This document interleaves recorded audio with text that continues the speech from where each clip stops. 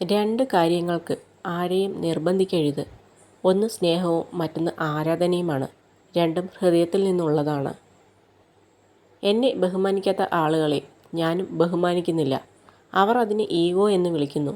പക്ഷേ ഞാൻ അതിനെ ആത്മാഭിമാനം എന്ന് വിളിക്കുന്നു. തെറ്റുകൾ ഏറ്റുപറഞ്ഞ് ക്ഷമ ചോദിക്കുന്നവർക്ക് ക്ഷമ നൽകുക. തെറ്റുകൾ മറച്ചുവെച്ച് തർക്കിക്കുന്നവരോട് നിശബ്ദത പാലിക്കുക. ആ നിശബ്ദതയാകാം നമ്മുടെ വിജയം. എത്രയൊക്കെ പോസിറ്റീവാണെന്ന് പറഞ്ഞാലും എല്ലാവരിലും നെഗറ്റീവായി ചിന്തിക്കുന്ന ഒരു മനസ്സുണ്ട്. പക്ഷെ പിന്നെയും നമ്മൾ അവരെ പോസിറ്റീവ് ആൾക്കാർ എന്ന് പറയുന്നത് എന്തുകൊണ്ടാണെന്ന് വെച്ചാൽ അവരുടെ നെഗറ്റീവ് ചിന്തകൾ ഒരിക്കലും അവരുടെ മനസ്സിനെ നിയന്ത്രിക്കുകയില്ല. വലിച്ചെറിയുന്നവരോട് സ്നേഹം യാചിച്ച് വാങ്ങാതിരിക്കുക. വിലയില്ലാത്ത സ്നേഹം വീണ്ടും വീണ്ടും ഇരന്നു വാങ്ങാൻ ശ്രമിക്കരുത്. പിടിച്ചു വാങ്ങുന്നതൊന്നും ശാശ്വതമല്ല. നിരാശയാകും ഫലം. ആരൊക്കെ വിട്ടുപോയാലും നമുക്ക് സഞ്ചരിക്കാനുള്ള പാത ഒറ്റയ്ക്കാണ്. ചിലരുടെ അസാന്നിധ്യത്തിലെ അവരുടെ വില നമുക്ക് മനസ്സിലാവൂ. അതുവരെ അവർ പരിഹസിക്കപ്പെടാനും സംശയിക്കപ്പെടാനും അവഗണിക്കപ്പെടാനും മാത്രമുള്ളവരാണ്. കർമ്മഫലം എന്നൊന്നുണ്ട്. അത് അനുഭവിക്കാതെ ആർക്കും ഈ മണ്ണ് വിട്ട് പോകാനാവില്ല. ചെയ്തതിനും ചെയ്തുകൊണ്ടിരിക്കുന്നതിനുമൊക്കെ അദൃശ്യമായ ഒരു ശക്തി കൃത്യമായ കണക്കുകൾ സൂക്ഷിക്കുന്നുണ്ട്. ആ കണക്കുകൾക്ക് മുകളിൽ തിരുത്തലുകൾ വരുത്താൻ പോകുന്ന കഴിവുകളൊന്നും ഒരു മനുഷ്യനും ഈ ഭൂമിയിൽ ഇന്നോളം ഉണ്ടായിട്ടില്ല.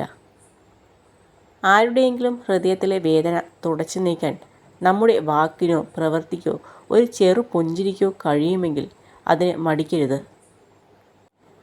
ഒരാളെ കുറ്റപ്പെടുത്തുമ്പോൾ അയാളുടെ അവസ്ഥ കൂടെ മനസ്സിലാക്കണം. സത്യം എന്തെന്ന് അറിയാതെ നമ്മൾ പറയുന്ന ഓരോ വാക്കും കേൾക്കുന്നവരുടെ ചങ്ക് പൊട്ടുന്ന വേദനയാണ് എന്നുകൂടി മനസ്സിലാക്കണം. ചിരി ഒരു മറയാണ്.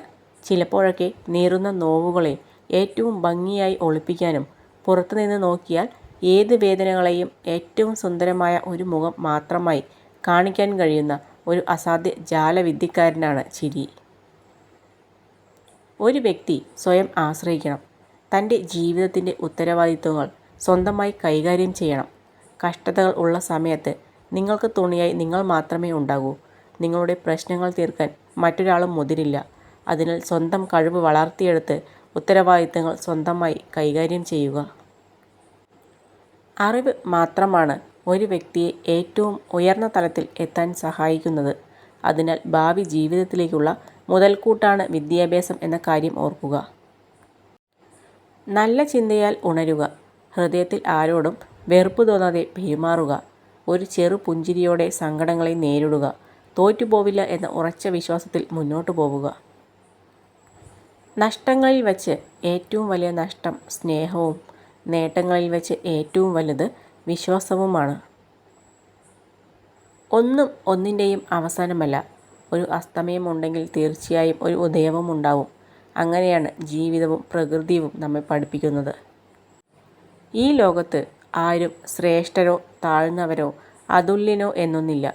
ഓരോരുത്തരും അവരവരുടേതായ രീതിയിൽ സമാനതകളില്ലാത്തവരാണ്.